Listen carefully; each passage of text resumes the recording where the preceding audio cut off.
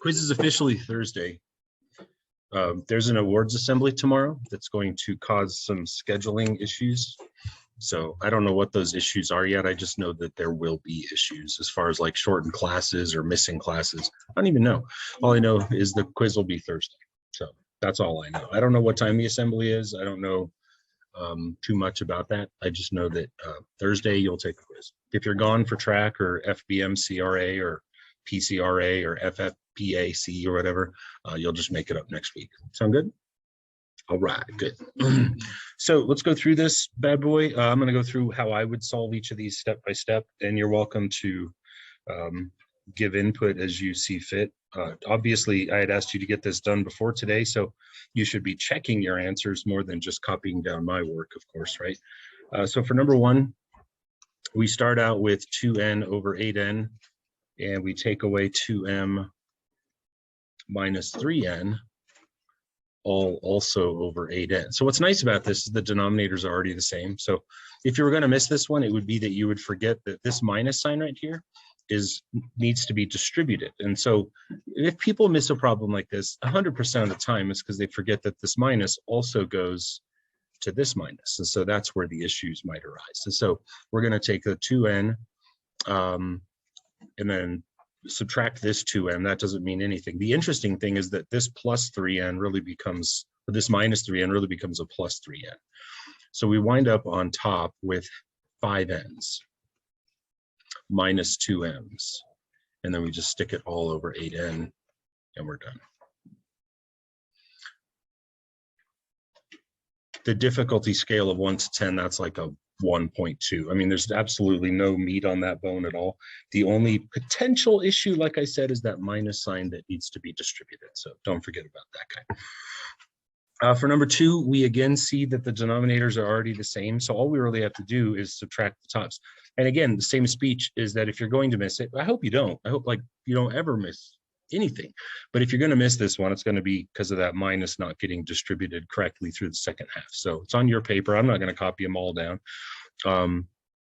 If we take the p from the first one minus then the p from the second one, the p's cancel out. And then we have -1 plus 4, which is 3. So we wind up with 3 over 3p squared minus 5p plus 2. I would venture again to say that is just not something that we should be missing, right? Do you have any questions so far on those? Those are our warm-ups. Okay. Number 3, what happens here is it starts to become an issue as to what's the common denominator.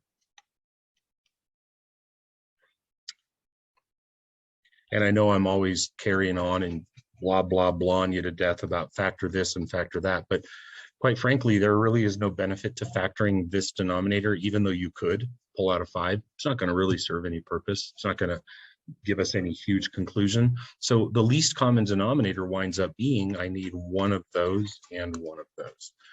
So the LCD, those are not related to each other in any ways. That's like the biggest hurdle to overcome, is to be able to say, like, that 5 at the end doesn't cover the other 5. They don't like overlap, and the ends don't cover each other. It's just that's a tough pill to swallow.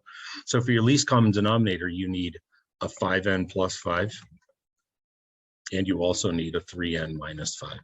So we simply go to each fraction and say, what does your bottom need? Well, the first fraction already has a 6 on top, and its bottom needs the 3n minus 5.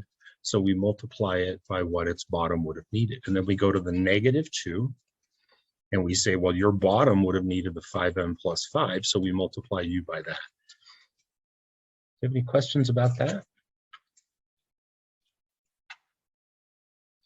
And then we just simplify and just see what happens. And sometimes cool things happen, sometimes they don't happen. It's like, I don't know. So I distribute on the first half and I get 18n minus 30. Distribute on the second half, you get minus 10n and minus 10. Put it all together and you get 8n minus 40. And then that's all over the LCD, which is 5n plus 5 times 3n minus 5. Are we done?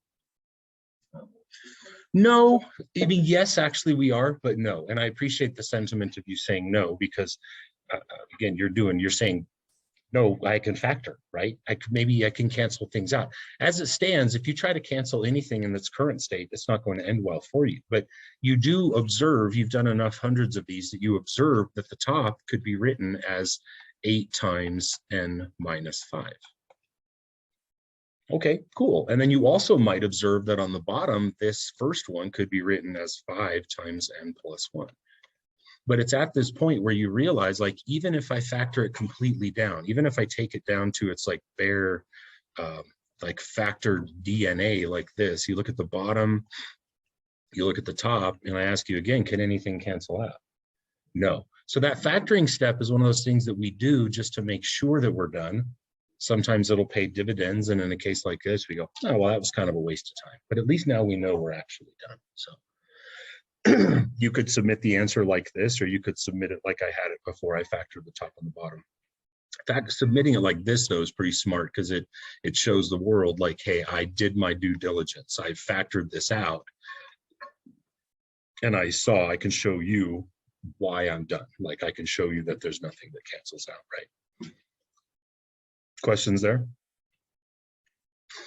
All right, question 4 turns out is much simpler than perhaps it at one time might have been for us.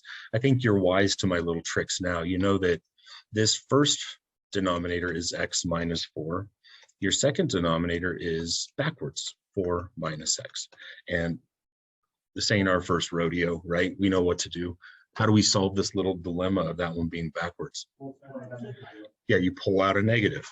Right. And so what I do to offset this is I just simply say, it's like a magic trick. I say 4 minus x, I'd like you to now be x minus 4.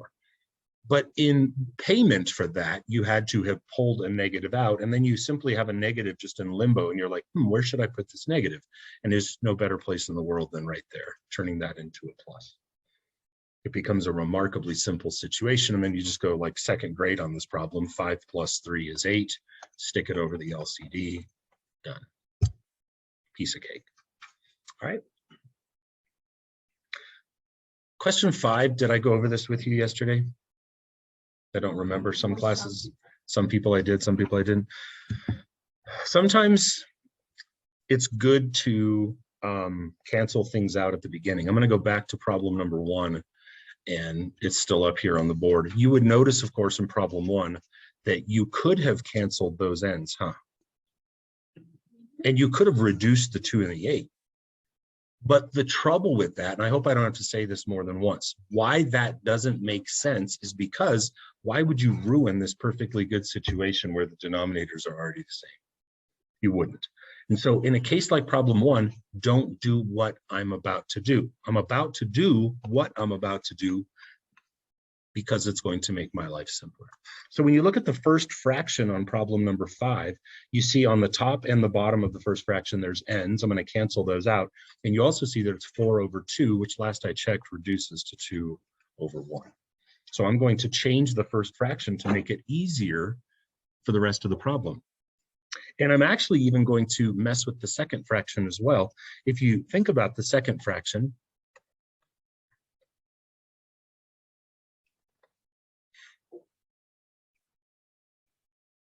and I'm going to let that sit up there for a second, because I know I discussed this with 3 or 4 of you yesterday, but for the rest of you, I want you to think about why I did this. And again, I clamor on all the time. I'm all up in your business about GCF, GCF, GCF, blah, blah, blah, blah, blah. Why didn't I pull the GCF out of the bottom? Why did I only pull a CF?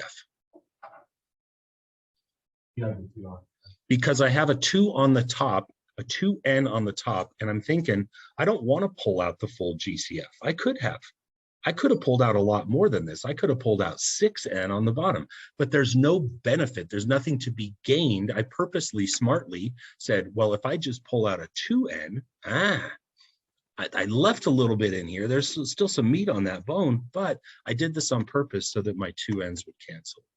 And then my second fraction now becomes 1 over 3n minus 6. I'm thinking, how can I get this thing as clean and pretty before I actually begin doing the problem? So that's all just prep work. But from here, it's stupid simple. When you look at these 2 fractions, what's the least common denominator of them? Yeah, I mean, if you don't know the answer to that question, you should probably come and talk to me sometime before Thursday. When two fractions get added or subtracted to each other, and one of them doesn't even have a denominator, obviously the common denominator is going to be the one that's there. And so the simple answer here is, well, I just multiply the first fraction then by 3n minus 6. Done. That's all it needs. So this one gets a 3n minus 6 and a 3n minus 6. Second fraction's fine. And then you just do a little bit of 8th grade distribution over here on the left, and you get 6n minus, and then I'm going to go ahead and incorporate, follow the green bubble here. I'm going to incorporate this as I go, so I don't want anyone to panic. Instead of putting 6n minus 12, I'm going to put 6n minus 13 over 3n minus 6, and I'm done. If you're even inclined to want to reduce that 6n and that 3n, you've got about 48 hours to get that out of your system, or it's going to be a really, really bad quiz day for you on Thursday. You can't cancel those because they're wrapped up in addition and subtraction problems. They are off limits. Okay? Yes, Sam? N minus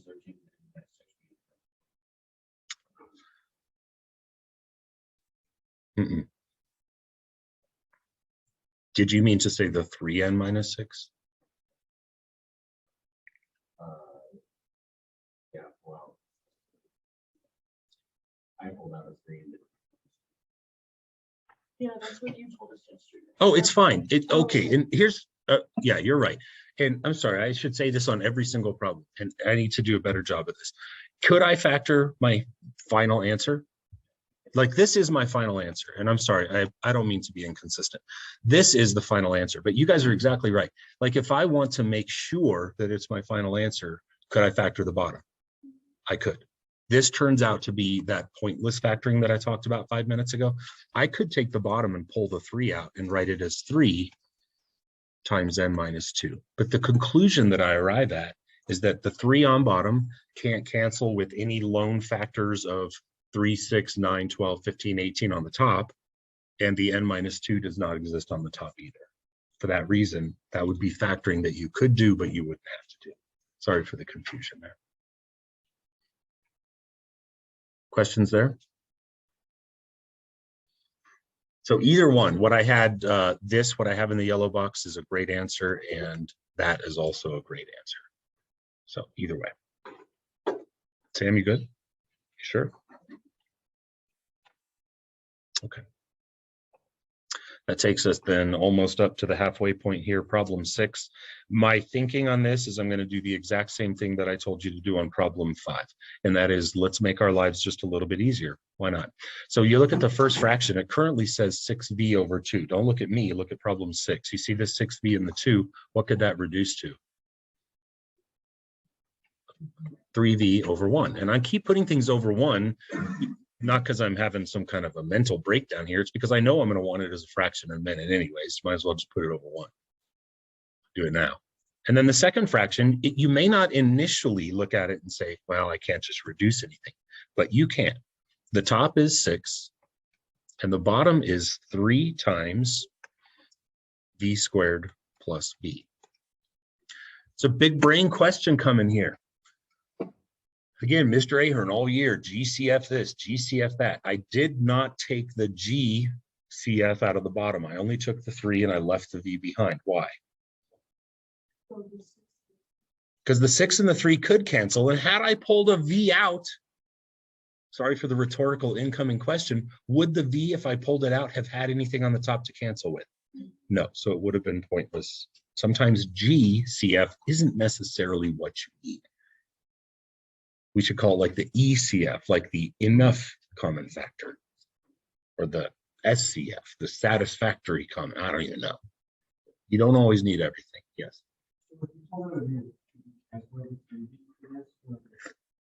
If I did what? Yes. You could. Except the problem is that, oh, this 3V? Oh my God, no. No, that, oh, Lordy, oh, stop, no. You're thinking of multiplication and division. With multiplication, you can do the whole something from the top over here, because that's all sort of like connected when it's times and divide. Plus and minus, oh, no. I'm so glad that I caught that. No, with a side order of no. To drink? Yes, a side like for dipping. To drink a large bubbly glass of heck no. It's a close call.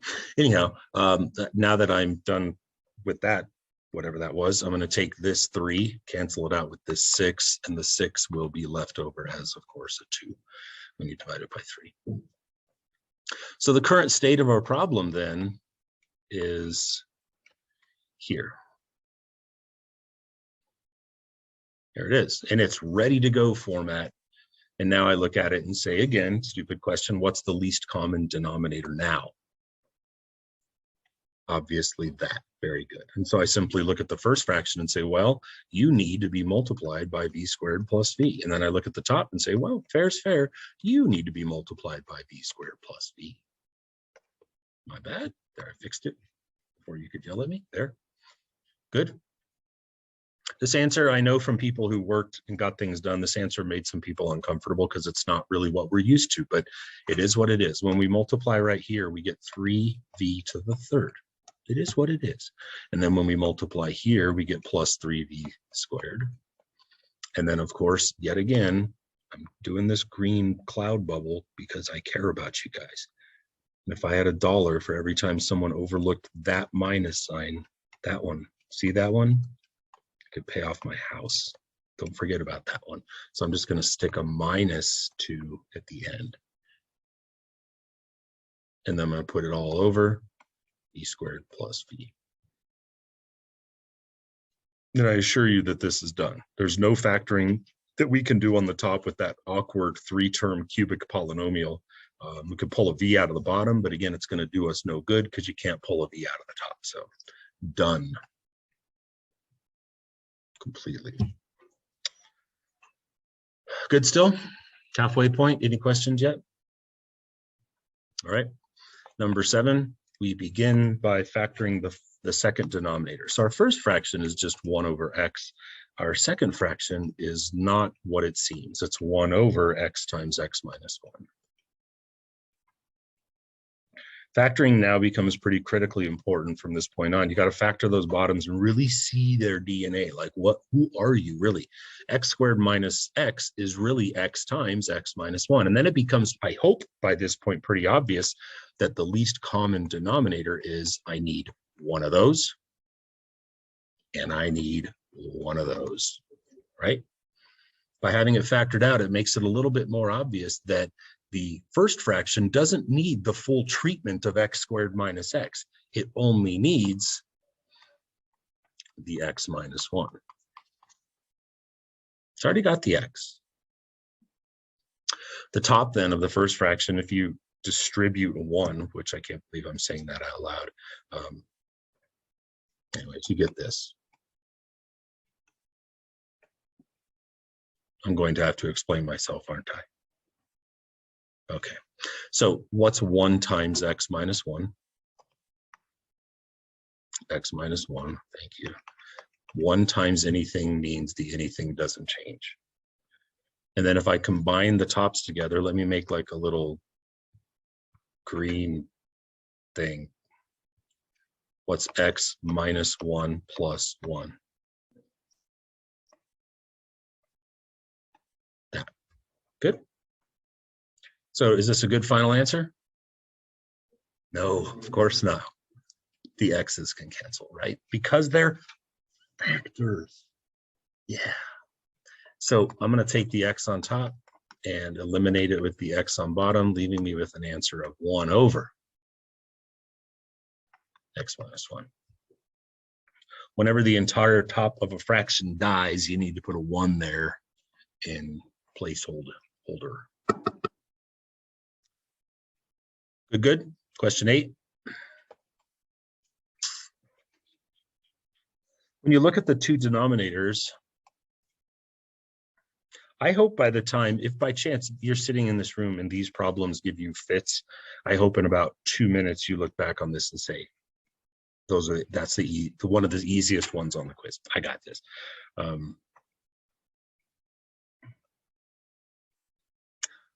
Big question. What's the LCD? Let's go all fourth grade mode on this. What's the LCD of 4 and 14? 28. Yeah, you should know by now that 28 is the smallest number that you can do 4 times something to make it and 14 times something to make it. So we know for commonality purposes, we need a 28. That's the best we're going to do. How many X's do we need to cover? We need 2. How many Y's do we need to cover? That's it. So there is your LCD. If you haven't gotten the memo yet that writing that down is important, then I'm not very good at what I do for a living. Writing down the LCD can help a lot. So then I simply go and I ask that same line of questions. What does each fraction need? What does its bottom need? Well, the first fraction, his bottom needs to be multiplied by 7. He doesn't need any more X's, but he does need 2 more Y's. And so if I do that to the bottom, I do that to the top. Second fraction, his bottom needs a 2 to make the 28. He does need 1 more X to make X to the second. He does not need any more Y's. Look at me showing literally like as much work as a man can show. At this point, the answer will be the next step. There's nothing else. You'll never have to reduce in these problems if you take this approach. If you do some ghetto like crisscross applesauce approach, then you'll have some serious reducing issues on your hands. All right. So when I multiply the first top out, I get 35y squared. When I multiply out the second top, I get 6x. I simply place it over the least common denominator.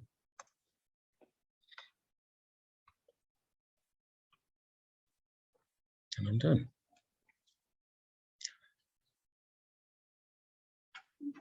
If you do anything other than that, if you take a different approach, then you'll have to reduce at the end, but that's on you. Question 9. Question 9 has a little bit of prep work to do. The way the problem is written, it's not quite really what we want. So what I'm going to do while I'm here, I might as well factor the bottom of the left one. You know it's coming anyways, you might as well get her done. And then it says minus 2 over 5 minus x. What I hope is obviously by this point, what jumps out? You got to pull out a negative. There's that thing again where we look at a factor and say, man, I sure wish you would quit being so backwards. And so the 5 minus x, I simply look at it and say, I'm going to make you backwards. Before I actually begin doing the problem, I'm going to prep you and make you look better. And so 5 minus x is going to be oft turned into x minus 5. The payoff has always been, you now have this negative floating around that you have to spend. You don't get, you have to spend it. And the best place to spend it is right there. Whoop, turn it into a plus. Questions so far? Now a question whose answer I hope is obvious. What is the least common denominator? Yes, you need one of those. You need one of those. Don't need any more than that. That'll make them both.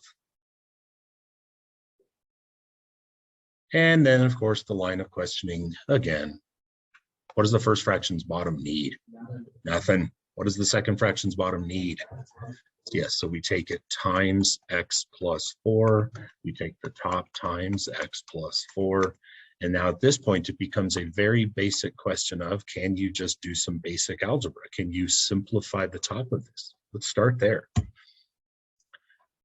So we wind up with x minus 23 plus 2x plus 2 times 4 is 8.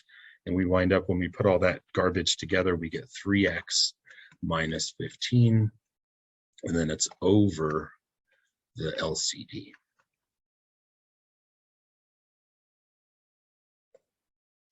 And are we done? Yeah, we might be. We better find out. How are we going to find out? You're going to pull that GCF out of the top.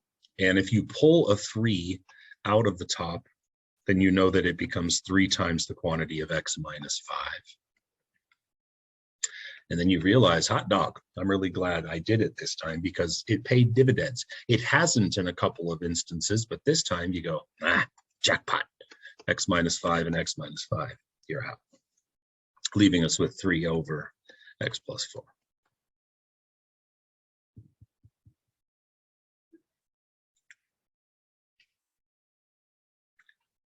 Does that seem weird? No, either way, I think it's good. All right, questions there? That doesn't match my answer key, but I did make the answer key myself, and I've been a little bit prone to being a little flighty lately. Let me double check my handiwork here.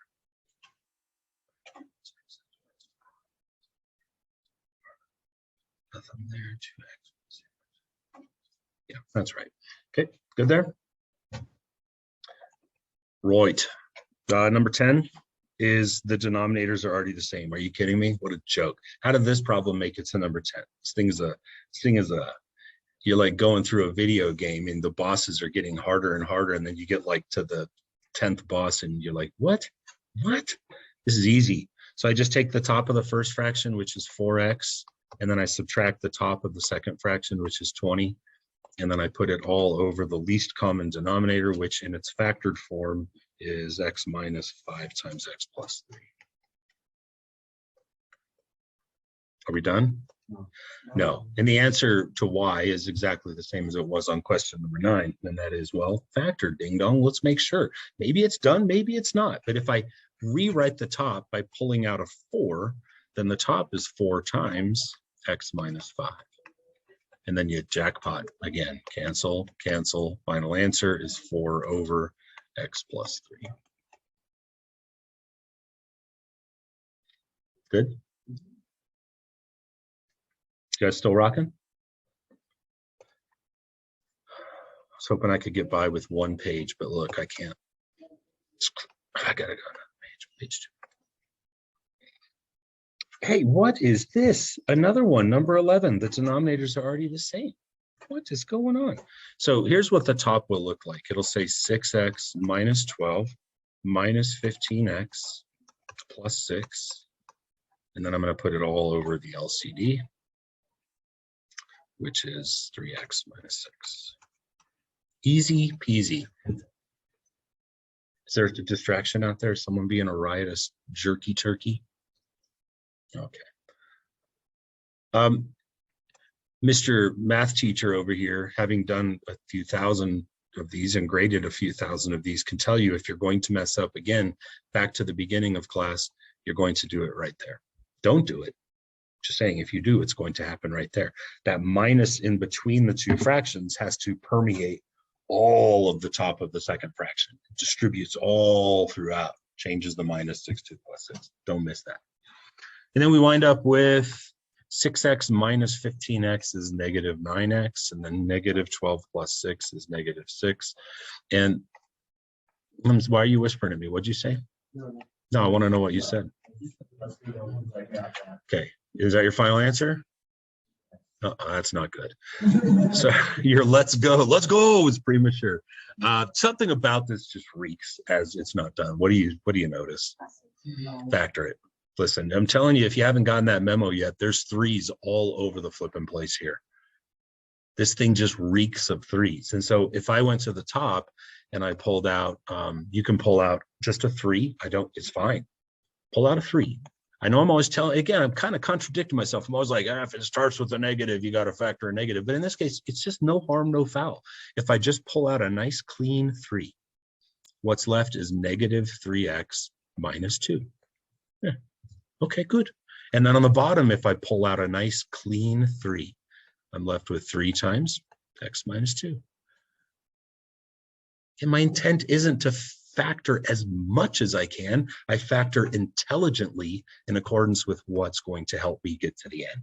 And this 3 on top and this 3 on bottom cancel, leaving us with a final answer of negative 3x minus 2 over x minus 2. Let's go.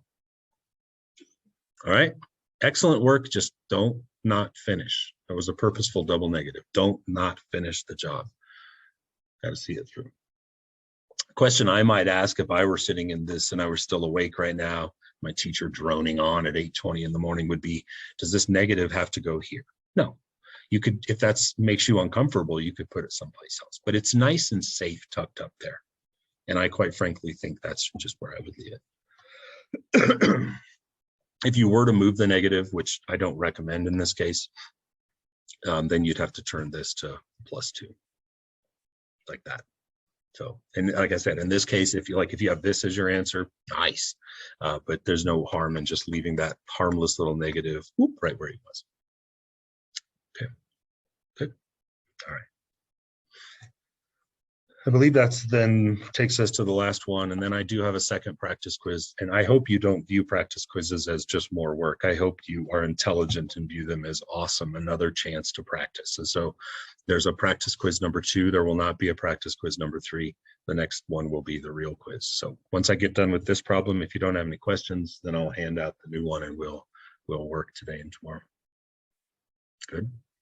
All right. So the last problem, we start with x plus 1 over x minus 4. And then we're going to subtract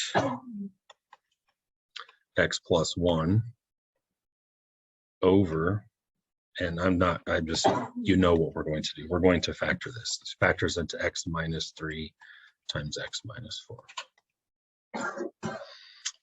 No trickery here. There's nothing that we would think I need to switch, and so I'm good to proceed. What's the LCD? Yes, I need one of these, and I need one of these. First fraction, what does this bottom need? So that's what I do. You need one of those? I got a trick for that. I'll just multiply it into you. Done. As long as you do it to the top and the bottom, it's all on the up and up. What does the second fraction need? Nothing. So the top of this fraction, I'm going to put a blue bubble cloud for you. The top of this fraction is going to be x squared minus 2x minus 3. We should be able to do multiplications like that mentally by this point at the end of our junior year. And then the minus, again, watch out, is going to permeate the entirety of the top of the next fraction. So we're not out of the woods yet. So now we have to do minus x and watch out, minus 1. Good. Okay. And now it's just time to clean it up. Let's just see what happens. Just who knows? So we wind up with x squared minus 3x minus 4 over the LCD of x minus 4 times x minus 3. And this has got a lot of potential. That could be the final answer. How will we know? Factor. Factor the top. Will it always be? No. It's not like a law or a rule, but it is factorable. What a shame to not have tried. And so if I take the top and I factor it out, it factors into x minus 4 times x plus 1. And if you put that in place of the unfactored top, then it becomes pretty obvious that, hey, I'm glad I did that, because the x minus 4s cancel and we're left with this. No parentheses necessary on this answer anymore. They're only there when they got to hold stuff for multiplying, but it's no more. Good? All right, I'm gonna hand out the next one. I'm gonna stop my recording.